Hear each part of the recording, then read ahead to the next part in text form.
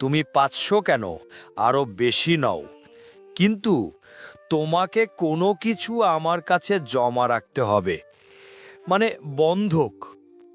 আর হ্যাঁ, অবশ্যই আমাকে সময় মতো টাকা পরিশোধ না করলে তোমার সেই বন্ধক রাখা জিনিস আমার হয়ে যাবে। এই শর্তে তুমি রাজি থাকলে আমাকে বলো, আমি তোমার টাকা এখনই বুঝিয়ে দিচ্ছি। ভাই, তুমি জানো আমার অবস্থা কি। আমার কাছে বন্ধক দেওয়ার মতো তেমন কিছুই নেই, শুধু বসত ভিটাটুকুই আছে। তুমি চাইলে এটা রেখে আমাকে টাকাটা দাও। আমার সন্তান বড় হলে তোমার এই টাকা পরিশোধ করে দিবে।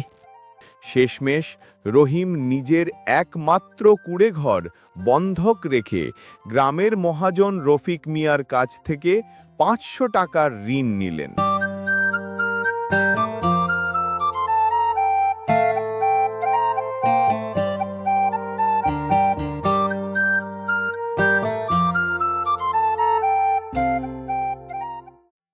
বলো, তোমরা আমার কাছে কেন এসেছো?